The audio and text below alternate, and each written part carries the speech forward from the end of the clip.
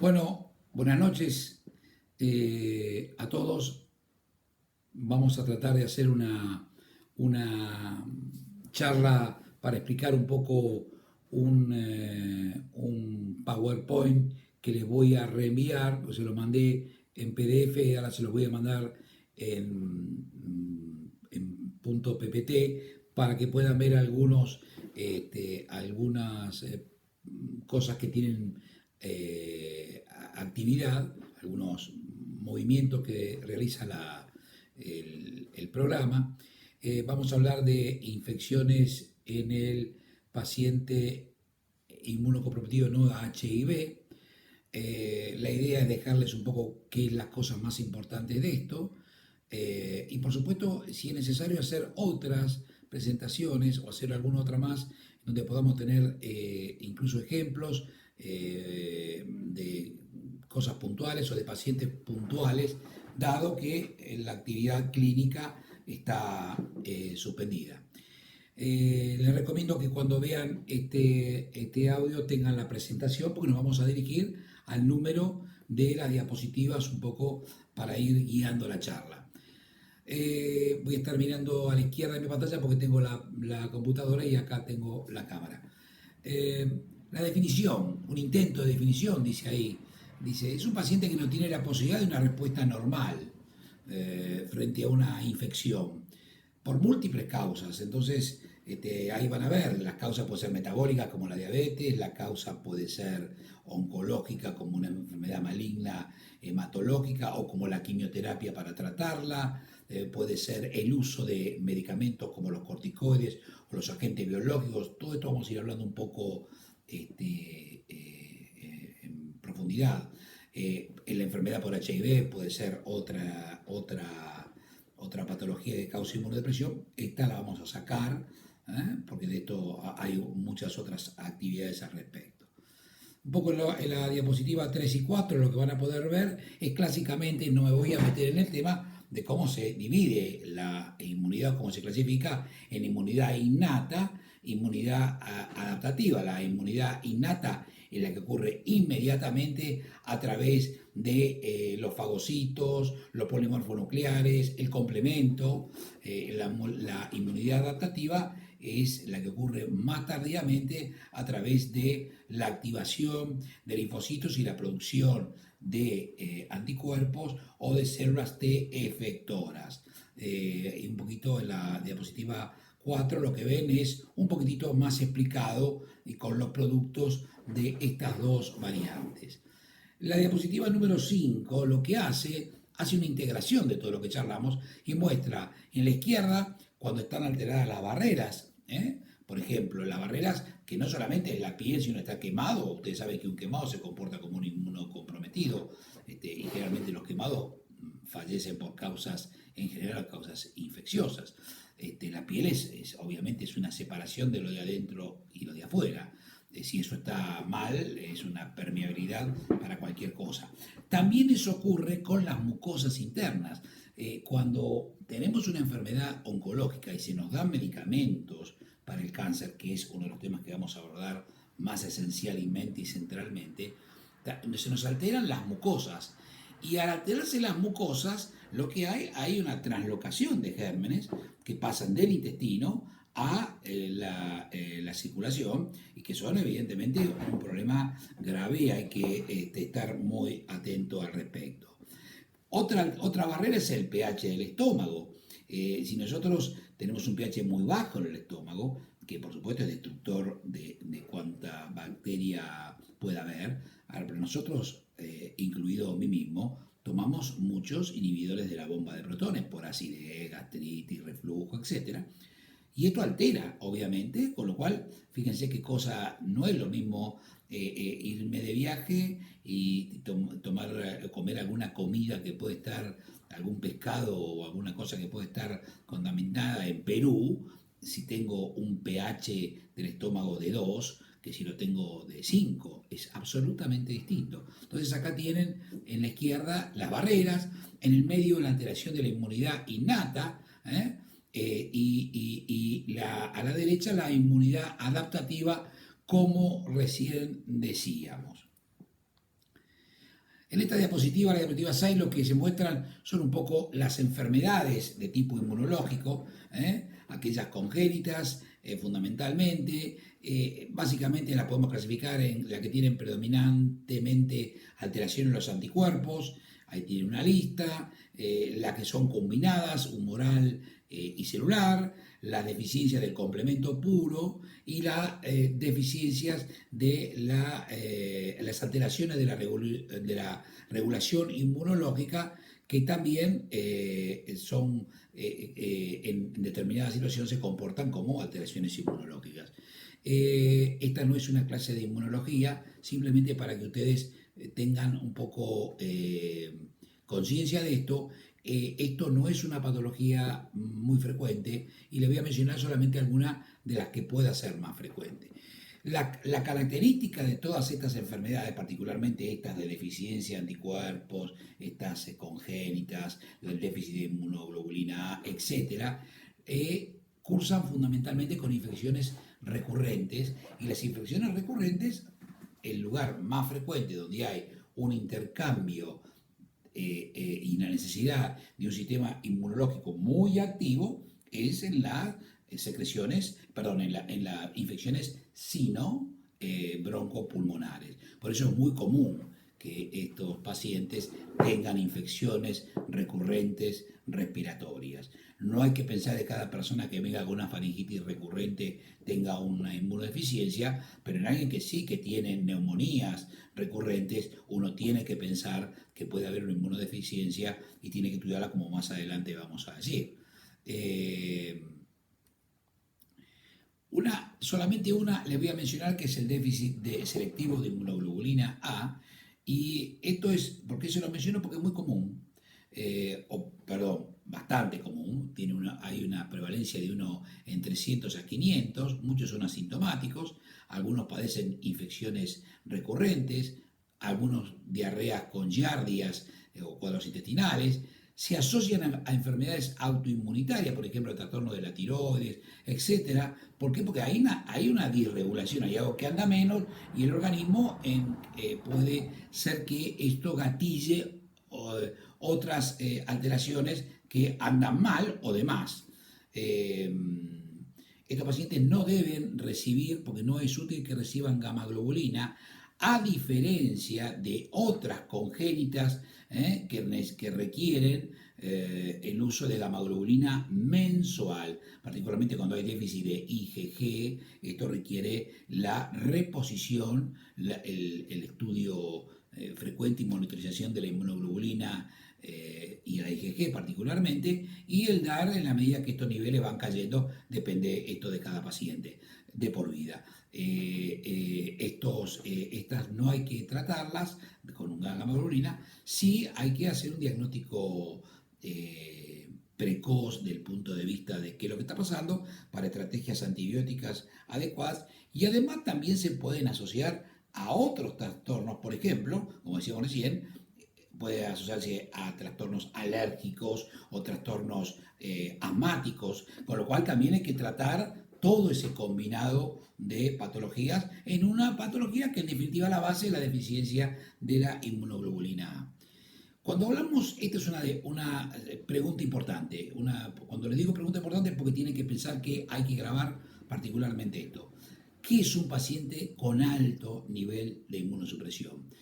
Lo opuesto recién que dijimos de un paciente con déficit de IgA. Un paciente, en general, no muere nadie de déficit de IgA. Mientras que un paciente con estos niveles de alto de inmunodepresión, que ahora vamos a decir cuáles son, sí, son candidatos a tener una evolución desfavorable. ¿Y cuáles son? Bueno, la inmunodeficiencia combinada primaria, que la cité más arriba. Este es un trastorno grave, trastorno de las células B, las células T. Esto es una patología seria, congénita, muy poco frecuente. Por supuesto, el paradigma de esta charla de hoy es la neutropenia febril. por quimioterapia. En el tratamiento generalmente de los pacientes con cáncer, nosotros sabemos que cuando tenemos un paciente que tiene cáncer, le damos quimioterapia y sabemos que la quimioterapia tiene un efecto sobre las células cancerosas, pero también sobre las células normales, como decíamos hoy, fundamentalmente del tracto digestivo, de la boca, causando mucositis, etcétera. Con lo cual hay una caída de los glóbulos blancos normales más una alteración de las mucosas internas, de las mucosas. Esto hace que sea la tormenta perfecta para que haya infecciones muy graves que realmente llevan a la muerte del paciente si esto no lo resolvemos rápidamente. Otro paradigma del inmunocompromiso es el paciente que ha sido sometido a un trasplante de órganos sólidos. También, como diremos más adelante, un poquito más abajo, ya el trasplante hematopoyético, particularmente con células con dadores no relacionados. Mencionamos al paciente con HIV con menos de 200 CD4, por más que no sea el motivo de esta charla, y el alto uso de corticoides, más de 20 miligramos por 14 días es una idea para tener un poco qué es lo que queremos cuantificar. Y aquellos pacientes, como ya veremos también, vamos a dedicar un segundo, reciben estas drogas nuevas, inmunomoduladores, anticuerpos monoclonales, etcétera, que actúan en diferentes puntos y causan severa inmunodepresión. Otra patología importante es la asplenia. ¿Qué es la asplenia? Es la falta del vaso, pero la asplenia puede ser, la causa más común es por un trauma, pero también puede haber asplenia por funcionales, paciente cirrótico, paciente con enfermedades infecciosas como la malaria, etcétera, la enfermedad intestinal, inflamatoria intestinal, y esta, digamos, es bastante frecuente esta circunstancia, y por supuesto tiene aumento de riesgo de infecciones, generalmente son más graves en los chicos, y esto hay que resolver el tema de las inmunizaciones, que es una pregunta clave para tener para el examen, cuáles son las vacunas que tiene que recibir un paciente que se va a hacer una esplenectomía o que se considera que tiene una asplenia funcional. En realidad lo importante no es que sea una pregunta de examen, lo importante es que comprendamos que es un tema que van a ver, porque estos pacientes hay muchos. Entonces es una pregunta importante. Acá tienen un poco lo que fundamentalmente hay un déficit de ozonización, porque hay una alteración en el vaso con los linfocitos B de la memoria, entonces hay déficit de ozonización y particularmente esto es muy importante para los gérmenes capsulados. Entonces están envueltos en esto el Streptoneumoniae, el Haemophilus influenzae, la Neisseria meningitidis, con lo cual si ustedes ya ven esto, ya van a ver cuáles vacunas ya hay que estar pensando.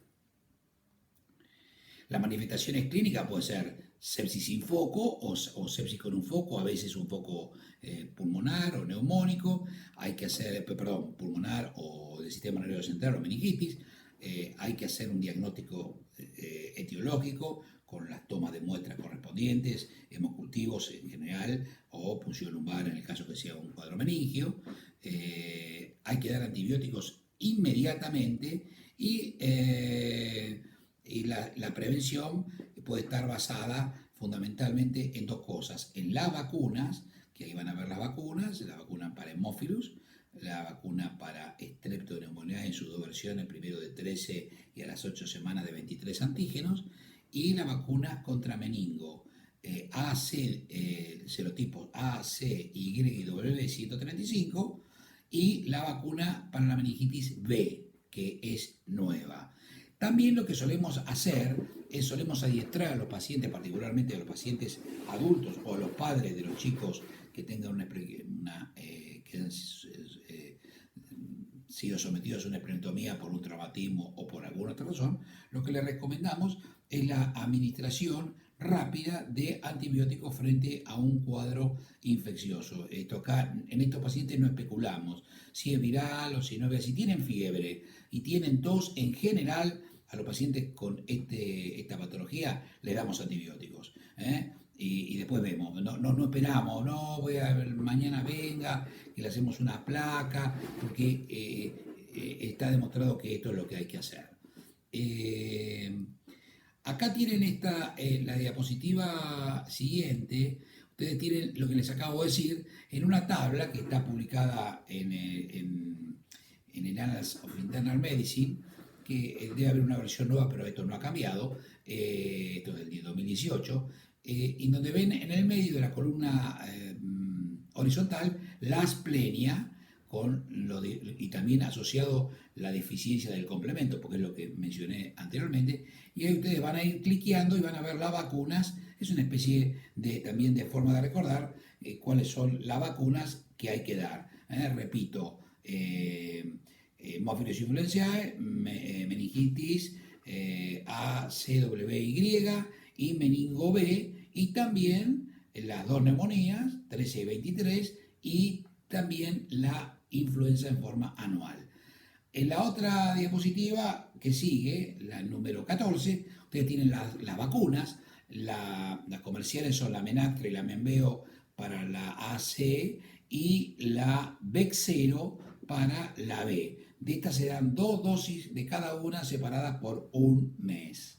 O sea, será una dosis de la AC repetida al mes y una dosis de la Bexero o B repetida al mes.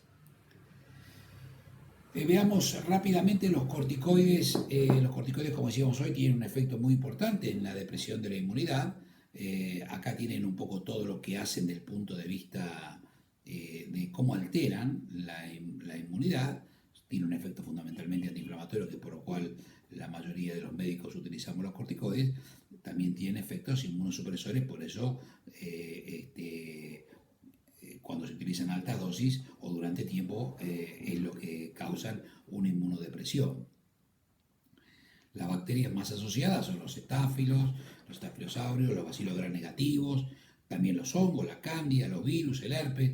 Y esto lo sabemos desde que un paciente, vamos a ver, cualquier paciente que tome corticoides por algunos días, le puede aparecer el muguet en la boca, la candidiasis oral. Es más, esto también se ve cuando utilizamos los aerosoles que tienen corticoides inhalatorios. Uno particularmente pasaba bastante con la diclometasona.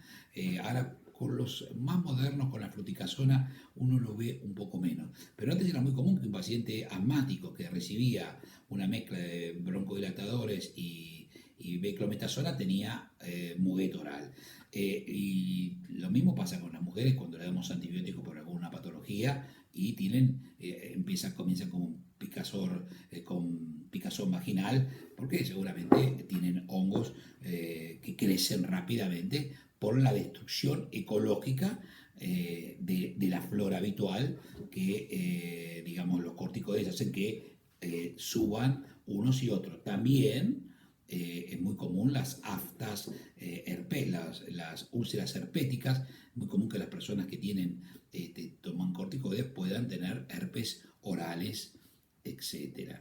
Ni hablar de la tuberculosis. Obviamente la tuberculosis tiene una asociación, paciente con tuberculosis tiene una asociación, un peligro muy importante desde el punto de vista extremo, que a los pacientes que van a recibir corticoides por largo tiempo y por alta dosis, es lo recomendable en algunos casos indicarles profilaxis con isoniazida, porque la tuberculosis se reactiva. Una tuberculosis latente puede perfectamente reactivarse. El uso de los biológicos, como les comentaba antes, son nuevos agentes. Acá tienen 3 depresionadores o los anti-TNF, los factores de necrosis tumoral, fundamentalmente el infliximab, los depresionadores de las células B y los depresionadores de las células B y T. Ahí lo tienen un poco. Esto nadie le va a preguntar esto, pero tienen que saber que esto requiere un cuidado, porque ahí van a ver los patógenos que se pueden reactivar Se puede reactivar virosis, hepatitis B, hepatitis C, que uno tiene en una forma controlada, particularmente la hepatitis B. Pueden reactivarse, como decíamos, virosis como además de la hepatitis, los virus del herpes, el citomegalovirus, incluso patologías más importantes como la leucoencefalopatía multifocal progresiva. Son excelentes drogas que se utilizan para patologías bastante comunes, como por ejemplo las artritis, la psoriasis, algunos tumores, la esclerosis múltiple, etcétera, y que a veces, yo diría muchas veces, no tienen el pasaje previo por el internista o por el infectólogo que diga qué es lo que hay que hacer para dar estos medicamentos. Y ahí tienen la diapositiva siguiente, que es la 18, cómo hay que evaluar. Y le va a hablar un poco de las vacunas, le va a hablar de la fiebre de tora, la PPD, el laboratorio y la serología para ver en qué estamos y qué hay que vacunar, si tengo los anticuerpos. Esto abarca otros temas, como las hepatitis, etcétera. No sé si ustedes ya tienen información de eso, pero la van a tener, y seguramente cuando hablen de hepatitis, seguramente la persona, el docente que les hable de hepatitis también me va a mencionar esto. Esta diapositiva es simplemente la número 19 para que la miren. Y nadie va a preguntar esto porque es un tema, pero ustedes tienen que saber la complejidad de esto para cuando sea necesario ir y buscarlo. Es que todos los agentes tienen diferentes, los agentes oncológicos, para tratamientos oncológicos, para disminuir estas son drogas que se utilizan para el cáncer, pero algunas se utilizan para disminuir la inmunidad luego de, por ejemplo, un trasplante, como el tacrolimus o el sirolimus, etcétera, la cicloporina. Todas tienen efecto en las infecciones. Por eso que es importante hacer una historia clínica, una anamnesis de cada paciente, como siempre, qué está tomando, qué le dieron, porque esto puede ser la clave de la enfermedad o patología que esté teniendo. ¿Cómo se evalúa una inmunodeficiencia? Esto es importante también. Bueno, en general son pacientes en general con enfermedades recurrentes, pero no solamente esto es una patología, digamos, más de consultorio.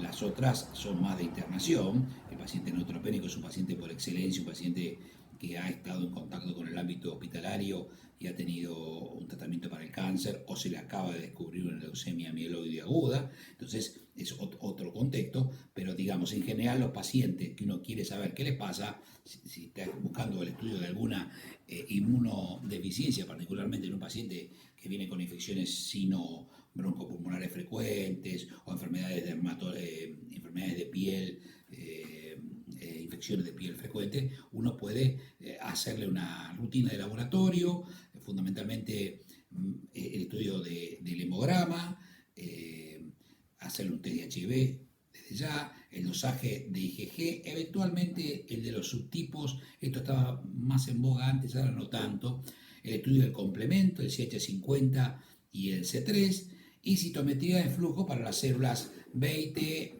el CD3, CD4, CD8 y los natural killer. Idealmente también se podía hacer la evaluación de la respuesta de los anticuerpos frente a la administración de antígenos, en general vacuna, hacerlo a las 4-8 semanas, con vacuna contra neumococo es una posibilidad. Y también las imágenes. ¿Por qué las imágenes? Porque si alguien tiene una neumonía, viene con 5 neumonías y la tuvo las 5 en el mismo lugar, es seguro que tiene alguna alteración local dentro de ese parénquima. Entonces, una buena tomografía puede decir, no, pero acá lo que hay son bronquiectasias que no se vieron en la placa, que se sobreinfectan y hace un foco neumónico. Por el contrario, si el paciente tiene neumonía en diferentes partes, no tiene que pensar que hay alguna cosa que no esté andando bien desde el punto de vista inmunológico, y ahí va el estudio de esto que estábamos mencionando. Pasamos al punto más importante y final, que nos va a demorar un tiempito, que es el cáncer y la inmunosupresión. Hay que tener en consideración el tipo de enfermedad maligna, eso es número 1, y por supuesto, como decíamos recién, hay enfermedades malignas como la leucemia mieloide aguda, que puede tener, digamos, puede tener lo que dice leucosis, puede tener una cantidad enorme de glóbulos blancos, pero no funcionan. Entonces se comporta como si fuera, de hecho, un neutropénico funcional. Tiene glóbulos blancos, pero están fallados porque son el producto de un clon que no cumple sus funciones adecuadamente. Y estos pacientes se ingresan con un cuadro infeccioso, o no, u otro cuadro. También pueden tener otras manifestaciones de leucosis. Pero en definitiva, ahí tienen un problema. Si tienen un linfoma, seguramente el linfoma, según sea su célula, va a tener predisposición por algún tipo de afectación de la inmunidad humoral o celular. Los trasplantes, los tumores de órganos sólidos en general tienen, como decíamos, tienen pocas complicaciones en la quimioterapia. Las quimioterapias de los tumores sólidos en general son menos neutropenizantes y en general causan menos episodios severos que las oncohematológicas.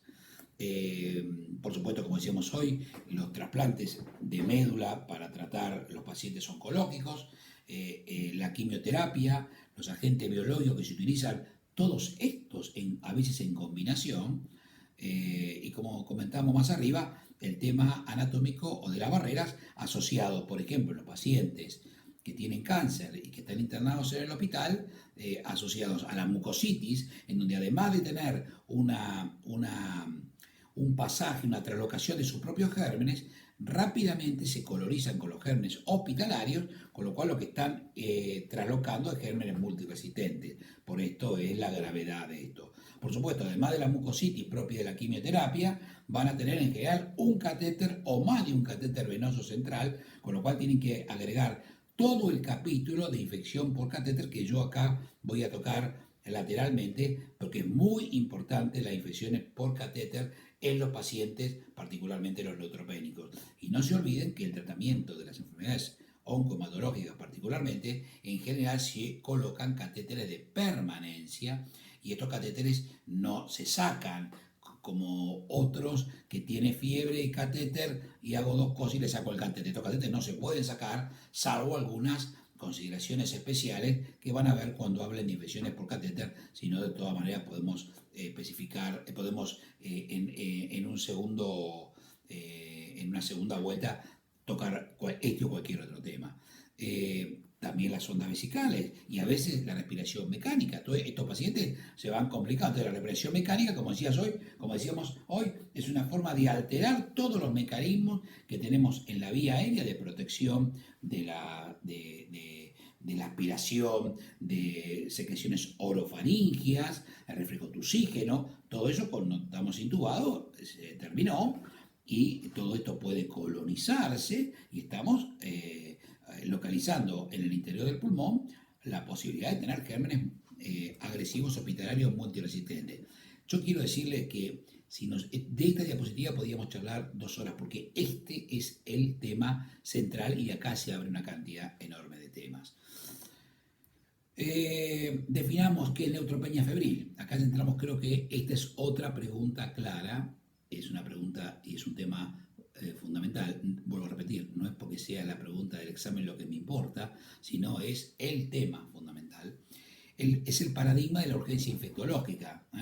Cuando un paciente, hay definiciones de la Sociedad Americana de Infectología, que es la ITSA, cuando un paciente tiene un registro de más de 38,3 o tiene más de 38 durante 1 hora, y por una parte eso relacionado al conteo celular, y además tiene un recuento de glóbulos blancos que va a caer, que está debajo de 500, o tiene más de 500, pero va a caer en las próximas horas, 48 horas, se supone que está cayendo y va a caer a menos de 500, esa es la definición de neutropenia febril.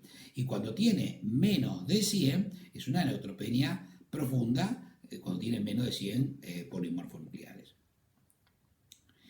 Las causas, como decíamos hoy, estamos repitiendo un poco, puede ser alteraciones de la médula ósea, pues una aplasia medular, está parada la producción de glóbulos blancos, glóbulos rojos, puede ser una médula que está invadida por otros patógenos infecciosos, por ejemplo una tuberculosis tuberculosis, puede haber invadido la médula y haber causado que el paciente tenga un déficit importante de glóbulos blancos, o puede tener una médula mieloptísica, que es una médula invadida por un tumor. En fin, son todas posibilidades que pueden causar neutropenia desde la falta de producción por la médula ósea.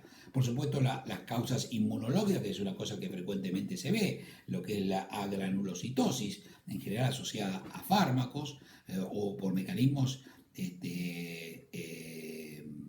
autoinmunes. A veces hay neutropenias propias de procesos infecciosos hiperagudos.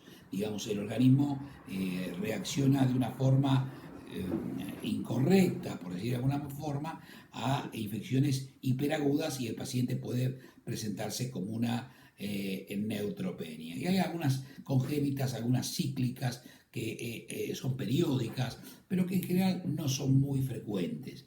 Lo de todos los días es el paciente neutropénico, febril, en el contexto de una enfermedad en general oncohematológica que está siendo tratado con quimioterapia. Este es lo de todos los días.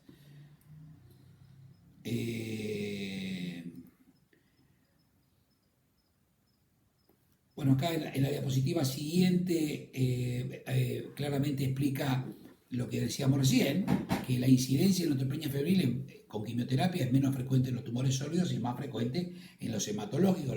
La documentación bacteriológica en general de hemocultivos, fundamentalmente en hemocultivos, puede ser del 20 al 30%, ahora está más alta, debido a, ustedes saben que ha habido un enorme desarrollo tecnológico en todo lo que son los métodos nuevos de diagnóstico bacteriológico, que son automatizados, son por medios radiométricos, etcétera, lo cual y la clasificación de ellos ha variado absolutamente de lo que era el pasado a lo que es ahora. Es una emergencia y hay que poner antibióticos en 2 horas, con lo cual la pregunta que nos tenemos que hacer y que yo les haría es: ¿qué hacen si los llaman de la guardia y le dicen hay un paciente neutropénico febril en la guardia? Esta es una pregunta que es una pregunta de examen, pero vuelvo a repetir, es la que ustedes tienen que preguntarse, porque les va a pasar a cualquiera que trabaje en un hospital y que haga guardias.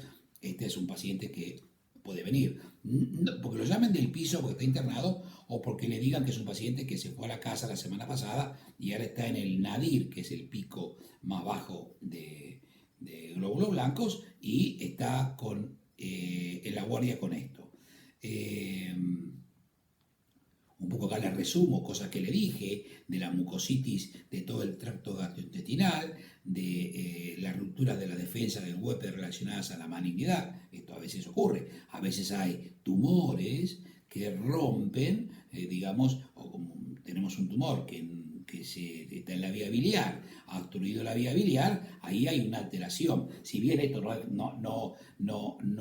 es que sea una enfermedad de inmunocompromiso, está alterando una barrera, con lo cual también es una situación que puede uno pensar que el tumor, por eso es todo relacionado con cáncer, el tumor puede estar, además de los efectos propios de la quimioterapia, etcétera, etcétera, etcétera, puede estar causando un daño local con la ruptura de una barrera más, con lo cual hay que agregarle, además de todo lo otro, el efecto que pueda tener el tumor a nivel local, de llevarse algo por delante, etc. Como dice acá en el final, la forma asociada, en forma asociada la quimioterapia no solamente hace caer el número de los polimorfos nucleares, sino que también altera sus funciones, y esto es muy importante. ¿Cómo clasificamos en general los pacientes con neutropenia? En general lo clasificamos desde el punto de vista del foco clínico y la documentación bacteriológica. Y acá es una reglita que siempre usábamos en el hospital, que es que uno puede tener una neutropenia febril con un foco clínico con documentación bacteriológica. Ejemplo, un paciente con una neumonía que le toman hemocultivos y tiene un estáfilo o un bacilo gram negativo, por ejemplo. Entonces tiene una neumonía con foco y documentación. También puede ser un foco, un catéter. Paciente neutropénico febril, que tiene un foco en un catéter, le toman los hemocultivos a través del catéter y en la sangre, hacen la relación, que todos van a verlo en otro momento, y se van a dar cuenta, bueno, el foco es un catéter. Son pacientes con foco clínico y documentación bacteriológica. Catéter, dice ahí celulitis, es muy común también en los pacientes neutropénicos, las infecciones de piel y particularmente las ocultas, como puede ser en la mucosa perianal, etcétera. Esto es un tema delicado, hay que revisar sin invadir el paciente. Puede haber lesiones orales, puede haber una mucositis que es muy importante considerarla, vamos a ver más adelante cuando utilicemos y veamos los antibióticos que hay que hacer. Y entonces, catéteres, celulitis o neumonía, esto es importante. Son focos clínicos, pero pueden estar, podemos aislar y tener la documentación bacteriológica o no tenerla. Podemos tener concretamente una celulitis bien clara y hacerle una punción del lugar para ver qué germen tiene y hemocultivo sin no tener nada. Entonces tenemos un paciente con un foco clínico, pero sin documentación bacteriológica. Y después podemos tener una neutropenia febril sin foco clínico y con documentación. Viene un paciente con fiebre, no sabemos por qué tiene fiebre, le tomamos el cultivo y viene un hemocultivo positivo. Esto hay que considerarlo. Incluso hasta gérmenes que sean mucho menos importantes en otros conceptos. Por ejemplo, viene un estafilocoagulasa negativo y hay que tenerle mucha más y darle mucho más importancia que si le tomamos un coagulasa negativo a un paciente que no está con neutropenia. Y después puede ser una neutropenia febril sin foco y sin documentación, que es lo que ocurre muchas veces. El paciente tiene fiebre, no le vemos ningún foco y le tomamos un cultivo y todo es negativo. Lo tratamos igual, ya vamos a ver más adelante. ¿Qué hay que hacer con un paciente neutropénico febril? Esta es otra pregunta importante, porque es importante. Una historia clínica detallada con las enfermedades de base, con las comorbilidades, con las internaciones anteriores. ¿Por qué internaciones anteriores? Porque el paciente va a tener colonizaciones. Si hizo quimioprofilaxis antibiótica en algún momento. ¿Por qué? Porque puede tener gérmenes que puedan ser resistentes a la quimioprofilaxis. La fecha de los ciclos de quimioterapia. Eventuales estudios que se hicieron de colonización bacteriana. Por ejemplo, el paciente en la última internación se detectó que tenía Staphylo aureus MR en una lesión, con lo cual es muy probable que este paciente esté colonizado y hay que tenerlo en cuenta. Y por supuesto después viene el riguroso examen clínico sin invasiones de ningún tipo. A nadie se le ocurra hacerle tacto rectal ni ninguna cosa que pueda alterar más su barrera. El laboratorio, seguimos con un tema, este es el tema central, el tema del abordaje neutropénico. Una rutina completa, 2 set de hemocultivos, de 2 botellas cada set. Esto es importante. Si el paciente tiene catéter, hay que tomar un hemocultivo por el catéter y uno en el mismo momento por vía periférica, por el catéter y por una venopuntura. Después hay formas que el laboratorio va a comparar una cosa con la otra y va a decir si está relacionado la bacteriemia eventualmente al catéter o no. Si el paciente está con diarrea, hay que hacer un té de toxina para Clostridium difficile, que es un problema enorme que están teniendo hoy todos los hospitales en general a nivel mundial, y algunos, obviamente, cuando hay más déficit de infraestructura y de control de infecciones y de enfermería, más frecuentemente que otros. Es un problema grave, de difícil abordaje y es lamentablemente, en general es un marcador de que cuando un paciente tiene una infección por Clostridium difficile, puede ser que su pronóstico sea mucho peor. Habrá que hacer tomografías o radiografías, eventualmente sean los síntomas.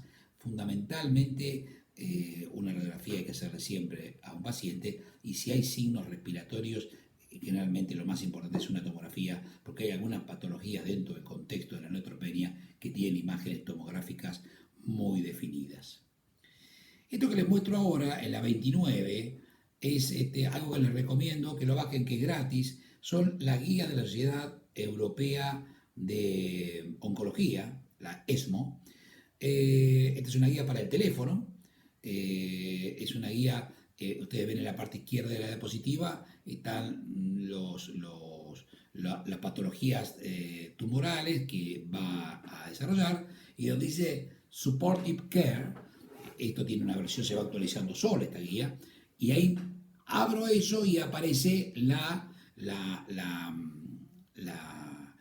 media, el medio slide del otro lado, arriba le dan Supportive Care, y ahí tienen todo lo que hay que hacer. De esto le interesa a ustedes dos o tres cosas, salvo que sean oncólogos. Le interesa el CBC, que es el catéter venoso central, y les interesa el FN, que es la neutropenia febril. Y ahí tienen un algoritmo para poder seguir un poco todo lo que les estoy diciendo desde el teléfono, con lo cual es una ayuda que les va a venir muy bien.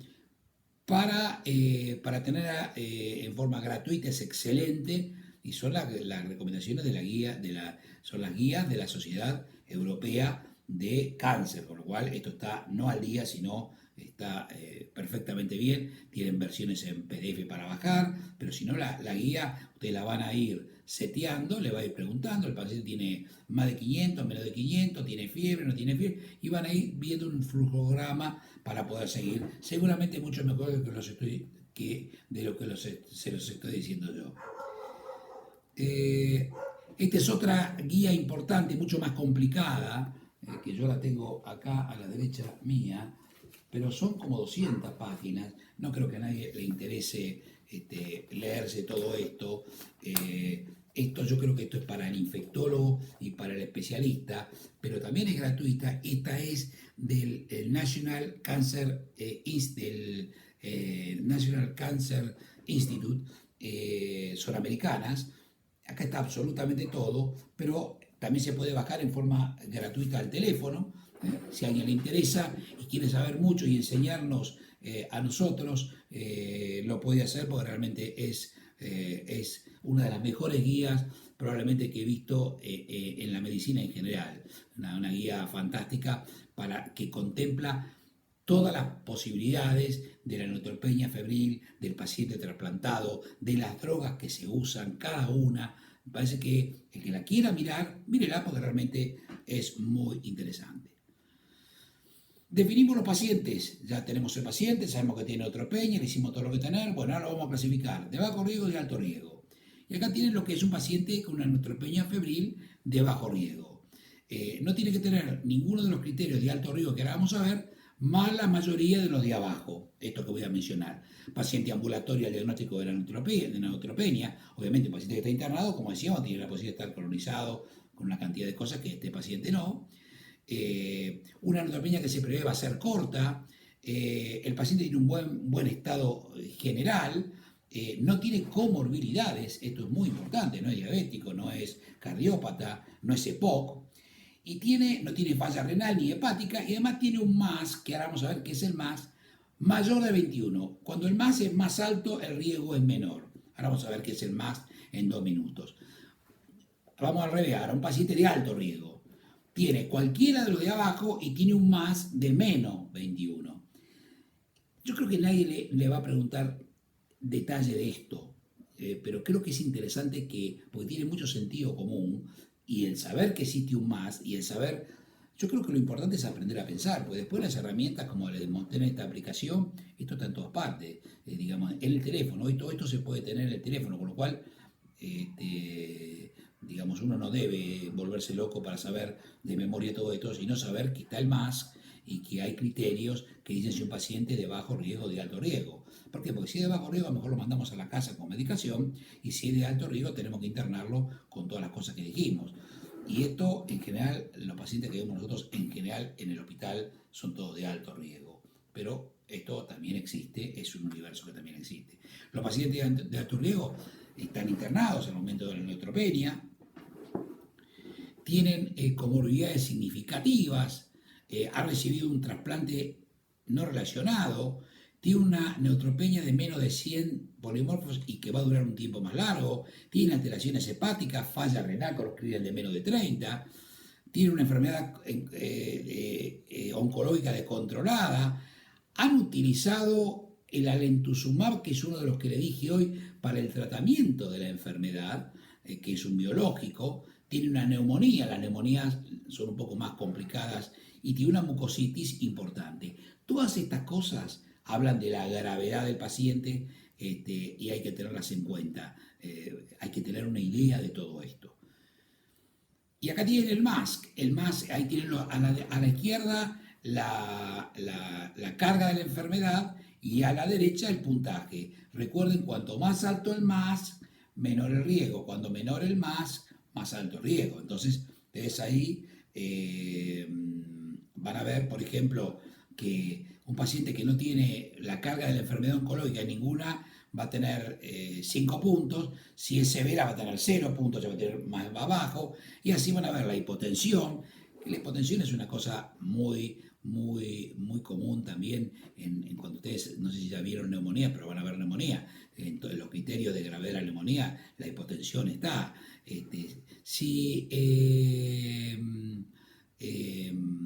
Si el paciente está deshidratado, la edad del paciente, obviamente un paciente de más de 60 años tiene más riesgo que uno de menos de 60. Entonces le va dando puntos. En este caso a los pacientes recuerden al inverso, en la medida que más riesgo, menos el número de MASC. Entonces el MASC lo asociamos a lo que leíamos anterior y eso nos da una evaluación concreta y bastante definida de lo que es un paciente de alto y bajo riesgo. ¿Qué hacemos con los pacientes? Los pacientes, como decíamos hoy, requieren un tratamiento, un paciente neutropénico febril. En la guardia requiere que hagamos todo esto en 2 horas y que además le pongamos un tratamiento empírico inicial. TEI, tratamiento empírico inicial. Y acá está dirigido a un paciente de alto riesgo, porque un paciente de bajo riesgo para la casa sería otra cosa. ¿Qué le tenemos que poner? Dosis máxima de antibióticos endovenosos. Con lo cual, esto es una pregunta clara. Y fundamentalmente, en el espectro, tenemos que considerar gérmenes que tengan cobertura, antibióticos que tengan cobertura para gérmenes bacilos gram negativos y que tengan espectro antipseudomonadal. Esto es muy importante. Esta es una cosa clara que hay que tener y hay que considerar la multiresistencia local porque el hospital, si eres un paciente que está internado o estuvo internado o tuvo infecciones anteriores, las puede haber tenido por un germen multiresistente y esto depende de la localidad del hospital, qué gérmenes multiresistentes tiene. Por supuesto que considera el foco de infección desde ya, si el paciente tiene una infección abdominal que puede tener, además habrá que tener un agregado de una cobertura antianaeróbica, si está utilizando determinadas drogas, si está utilizando, acá no se utiliza fundamentalmente la cefepime, se utiliza el pipertazo, la cefepime es una cefalcorina que no tiene actividad antianaeróbica, si uno utiliza cefepime tiene que agregarle, y el paciente tiene alguna patología presuntivamente abdominal, tiene que agregarle un antianaeróbico. Si el paciente está con pipertazo o con imipenem o meropenem, estos cubren los anaeróbicos, con lo cual no habría que tener este agregado. Diferenciar claramente si es de origen comunitario o nosocomial, el tema que les comentaba, las internaciones previas, los antibióticos previos. Es importante considerar la actividad bactericida de los antibióticos, tienen que ser bactericidas los antibióticos en esta circunstancia. En cuanto a la documentación bacteriológica, ha ido creciendo. Fíjense que esto de liga, del 2014 al 2016, una comparación de 3 años, como la documentación fue subiendo del 28 al 38 al 40% en el año 2016. No tenemos los datos de estos últimos años, pero esto es un poco el producto de lo que les dije de los nuevos métodos diagnósticos de laboratorio. Y acá tienen, por ejemplo, que los rescates del año 2016, de este 41%, eran un poco más de bacilos gram negativos que sobre los cocos gram positivos. Esto es más o menos lo que había en el hospital. Y obviamente tienen bacterias multiresistentes, como el Enterobacter cloacal AMSE positivo, Klebsiella pneumonial, productora de beta-lactamasa de rango extendido. Estos son antibióticos, son gérmenes y son pacientes que requieren un abordaje, como decíamos, a peso completo. Este es un estudio del 2014 al 2016 en varios centros de la República Argentina, y ustedes fíjense que esto ya habla de la multiresistencia. de todas las características de los bacilos gram negativos, el 42% era multiresistente. Era MDR, es drogas multiresistentes. Y fíjense, ahí tiene a la derecha los gérmenes que pueden tener, que son productores de beta-lactamasa de rango extendido, productores de carbamepenasa, o sea que rompen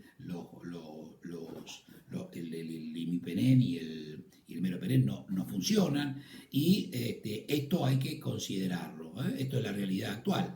Y acá tienen ustedes en ese gráfico, de ese trabajo, que la mortalidad a los 30 días en una curva de Kaplan-Meier muestra que es diferente cuando uno está infectado a los 30 días, la sobrevida, si uno tiene gérmenes multiresistentes, que si uno no los tiene. En realidad, esto es una foto de la Sociedad Argentina de Infectología que me pareció interesante, donde ustedes pueden ver cómo la evolución, porque en definitiva todo esto se trata de la evolución, en este caso es la evolución de los gérmenes, tratando de defenderse de los médicos y de los antibióticos que le damos, cómo ha ido evolucionando, y ahí ustedes van viendo cómo de celeste la vieja beta-lactamasa que inactiva del estáfilo, que inactiva a la penicilina. Fíjense cómo para abajo es una producción enorme de mecanismos de resistencia muy sofisticada, que no es el motivo de esta charla, pero que hay que tenerlos en claro al momento de tratar estos pacientes, particularmente los neutropénicos febriles de alto riesgo, porque están involucrados con esto. Esto que les voy a decir acá, esto es para que lo vean, esto es cómo se sigue, simplemente la voy a mover para activarla, frente a un paciente, cómo se sigue la conducta. Le diagnosticamos la neutropenia, le pusimos los antibióticos, bueno, y ahora cómo lo seguimos. Y bueno, si está el paciente clínico, la fiebre está bajando y está clínicamente estable, ahí está remarcadito, van apretando el coso, y la enfermedad está documentada. Era lo que le decíamos hoy, el paciente con neutropenia febril, con o sin foco, pero con documentación, seguimos el tratamiento, la duración del tratamiento de esa patología, que no lo vamos a complicar en este momento con esto. Ahora va a haber una diapositiva, creo que le va a mostrar esto. También ahí entra en juego si el paciente resuelve la neutropenia o no la resuelve. Si el paciente resolvió la fiebre y resuelve la neutropenia, se paran los antibióticos. Si el paciente resuelve la fiebre, pero no resuelve la neutropenia, seguramente va a haber que continuar con los antibióticos. Por otra parte, y abajo, si el paciente no está respondiendo o está empeorando clínicamente, probablemente haya que hacer un cambio. Lo más importante acá no es que el paciente solamente tenga fiebre, sino si el paciente está andando bien o mal. Y esto uno lo sabe cuando entra en la habitación. En la habitación está el paciente que está con fiebre, pero está andando bien o no mal, y está el paciente que está con fiebre y está andando mal.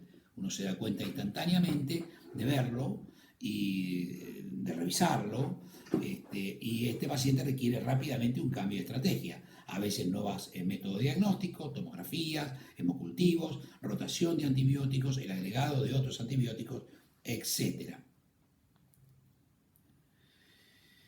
Uno de los antibióticos que generalmente dijimos que arrancamos con cobertura para bacilos gram negativos y con actividad antipseudomonadal, y uno de los antibióticos que podemos agregar es vancomicina. La vancomicina la podemos también poner inicialmente, esta es otra pregunta importante, en algunos casos particulares. ¿A qué paciente le pondríamos pipertazo más vanco? Y le pondríamos vanco a un paciente que tiene una severa mucositis, si se utilizó quinolonas en algún episodio anterior como profilaxis, porque en algunos pacientes se lo puede dejar con profilaxis, particularmente aquellos que no resuelven la neutropenia. Si tiene una infección de parte blanda, si tiene una neumonía documentada, si hay una sospecha de que el catéter pueda tener implicancia en esto, desde ya si los hemocultivos son positivos para gram positivos, y si en algún momento este paciente estuvo colonizado por Staphylo aureus MR. Todas estas son cosas para poner vancomicina inicialmente o eventualmente para agregar vancomicina en el caso que el paciente no está respondiendo a la piper tazo o a la cefalosporina de cuarta generación, que generalmente acá no se usa, se utiliza mucho la piperacilina, tazobactama o eventualmente el meropenem o el meropenem. Y un poco acá le cuento, agregar cobertura anaeróbica, como lo dije, si hay una mucositis, una sinusitis, una enfermedad periodontal, una alteración rectal o pararrectal, es bastante común ver esto. Esto hay que agregar un antianaeróbico.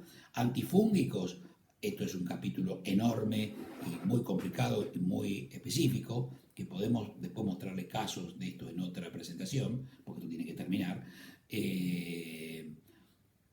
Con un paciente que está neutropénico febril, profundo, le rotamos los esquemas a las 48 72 horas, sigue con fiebre, no está andando bien, ni hablar si tiene síntomas respiratorios, hay que hacer una tomografía, hay algunos estudios que no es tan fácil de ponerlo como los galactomananos, etcétera, pero es un paciente que hay que ponerle cobertura para hongos.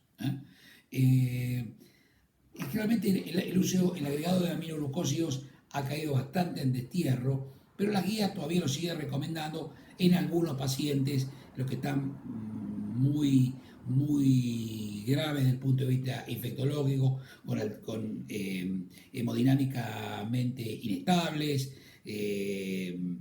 cuando tienen hemocultivos positivos para bacilos gram negativos y no están andando bien. Estas son alternativas. En general no está ha decaído enormemente el uso de los aminoglucósidos en este tipo de pacientes.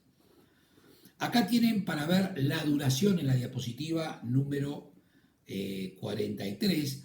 Tienen cuánto es el tiempo de duración de los tratamientos para la neutropenia febril según Germenofoco. Esto lo pueden leer, lo pueden ver, es interesante. Fíjense que va desde tratamientos muy cortos a cuando uno tiene una aspergilosis pulmonar invasiva en un paciente neutropénico, a tratar 12 semanas. Generalmente se hace con algunos nuevos antifungos que van a tener una lista más adelante. Primero se hace una dosis de carga, etcétera, después se externan y siguen por un tiempo prolongado en forma oral. Y ahora lo que simplemente les voy a dejar para que vean es un poco cuáles son los antibióticos que se utilizan en el armamentario del paciente neutropénico febril. Esto es interesante, está obtenido de esta guía del NCCN que les acabo de mostrar en versión impresa. Tienen la dosis, tienen el espectro y los comentarios que hay que hacer fundamentalmente respecto a la toxicidad, etc. Así que esto mírenlo, tienen un poco este tema para verlo. Y creo que nada más con respecto a esto, vamos a demorar 60 minutos prácticamente exactos. Quedamos que ustedes reciban esto y lo vean y estén en contacto conmigo a través de, en la última diapositiva van a tener mi correo electrónico, mi WhatsApp y mi Twitter. Esto no es para Twitter, pero sí para el correo electrónico y el WhatsApp para hacer preguntas y ver qué piensen que se les ocurre de poder hacer más actividades desde el punto de vista. Yo tengo otro tema para abordar con ustedes, pero esto ha sido una clasecita de 1 hora donde ustedes van a poder revisar la presentación y ver el material. A mí me gustaría probablemente tener una segunda actividad con ustedes con respecto a esto, con casos, mostrarles casos de pacientes, casos reales, para que puedan ver la complejidad que pueden tener estos pacientes. Me refiero fundamentalmente a los neutropénicos febriles, que creo que es el tema esencial de esta charla, porque es frecuente, porque es muy grave, es una emergencia infectológica, la vida del paciente se resuelve o no en horas, y reúne un poco todo, porque reúne desde las alteraciones de la inmunidad, que están ahí todas mezcladas, desde el punto de vista de la patología de base, desde el punto de vista de los medicamentos oncológicos, desde el punto de vista de los tratamientos y los antibióticos. Creo que el tema neutropenia febril probablemente sea uno de los temas más importantes de la infectología y de la medicina interna, porque tienen un resumen general de donde se conectan un montón de patologías. Gracias.